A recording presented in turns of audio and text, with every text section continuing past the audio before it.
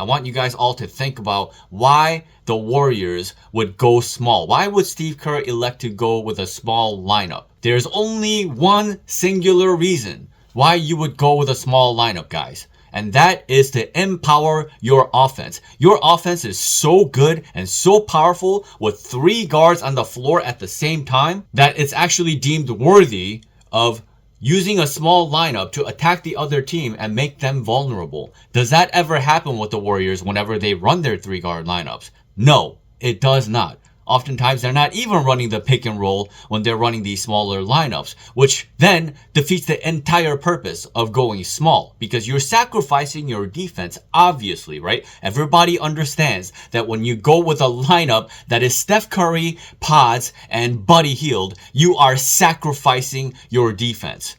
And if that sacrifice is not worth it, you're not getting a great offensive production out of those 3 guys. And it's nothing close to a cheat code, which again is the only reason you would go with a smaller lineup. Then there's no purpose to that smaller lineup other than you are hurting your team from a defensive standpoint. And your defense is constantly inconsistent in certain areas of the game.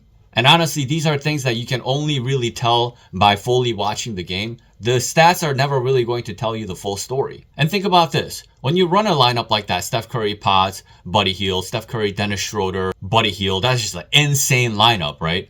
Think about what you're doing to Steph Curry. 36-year-old, soon to be 37-year-old Steph Curry.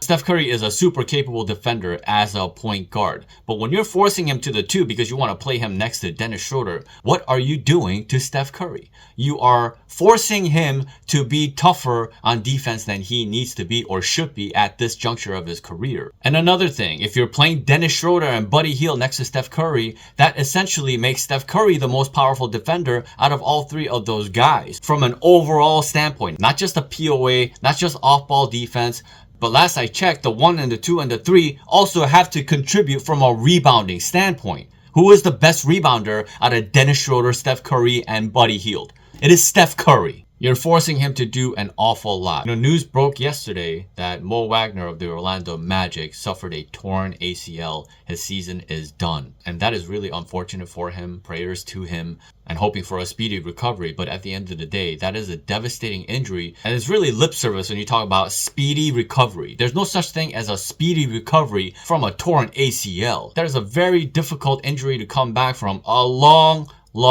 road ahead. At least a year before this guy can come back and do anything close to what he's done prior to that injury. We all know Klay suffered that injury as well. Combined with the Achilles tear, he came back and was never the same defender ever again. These are the things that the players are putting on the line.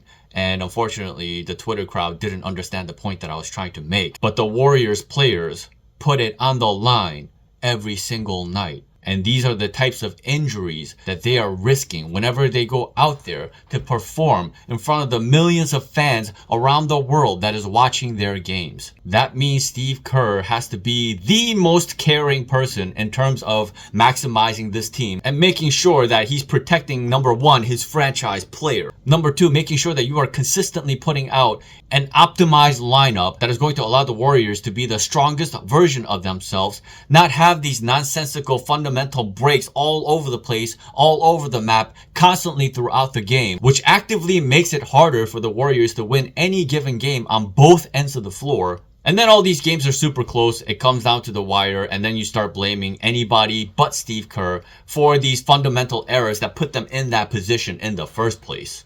I'll give you the perfect example. The Warriors had an 8-point deficit going into halftime because they elected to once again close with a nonsensical small lineup that took away whatever momentum the Warriors had in the first half. And tonight we welcome back the return of the all-nightmarish 4-guard lineup. Yes, Steve Kerr rolled out a lineup in the third quarter featuring Steph Curry, Brandon Podziemski, Buddy Hield, Moses Moody, and Kevon Looney.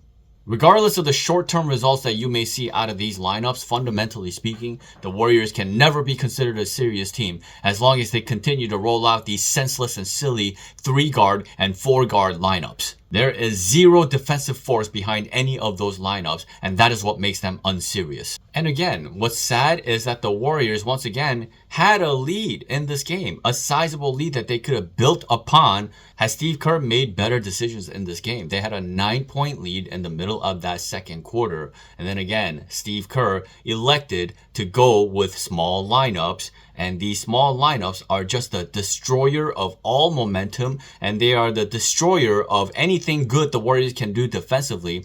No matter how much some of these lineups perform from an offensive standpoint, you're just giving it all back to the other team anyway, and that's what makes you unserious. And that's why people around the league never took small ball seriously. And that's exactly what's happened with the Warriors over the last 3 years. Except Steve Kerr, half the time, isn't even running a small lineup anymore. He's literally running the tiniest lineups that have ever existed in the NBA. And as long as Steve Kerr continues to exist for this team, as long as the Warriors are overly relying on a bunch of guards to come through for them game in and game out, this team is never going to be serious. You know, Moses Moody made a comeback this game, and next thing you know, he's being put next to Potts and Steph Curry or Dennis Schroeder, and these things just don't make any sense.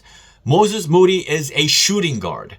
Potts is a shooting guard. I'm not even going to call him a combo guard anymore because he clearly doesn't have point guard capabilities. So essentially, the Warriors have to choose between Potts and Moses Moody. This is what they have to do. They can't be putting these guys on the floor at the same time while Slo-Mo is rotting on the bench. The only viable power forward that Mike Dunleavy went and picked up in the offseason is not even playing after starting the last game and helped the Warriors win that game, set the tone as a starter early on, and then never to be found again.